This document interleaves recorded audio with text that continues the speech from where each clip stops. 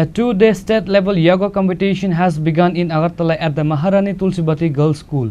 The event, which follows the district-level competition, was inaugurated by Tripura's Minister of Youth Welfare and Sports, Minister Tinku Roy. State-level yoga competition started on Saturday after the completion of the district-level yoga competition. A total of 270 students are participating.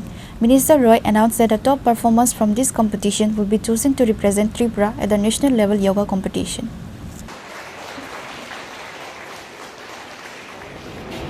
যোগাসনের আপনারা জানেন যে এরা কিছুদিন আগে জেলাভিত্তিক competition শুরু করেছিল 2025। এটা এবার তারা রাজ্যভিত্তিক করছে এবং এখান থেকে সিলেকশন পেয়ে এরা জাতীয় স্তরে খেলতে যাবে।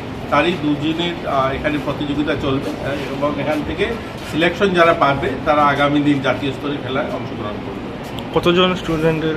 দেখুন, পুরো প্রত্যেক জেলা থেকে এসে এরা 273 জন, তো 273 জন এখানে পার্টিসিপেট করছে। এখান থেকে পরবর্তীতে জাতীয় স্তরের জন্য ওরা সিলেকশন পাবে।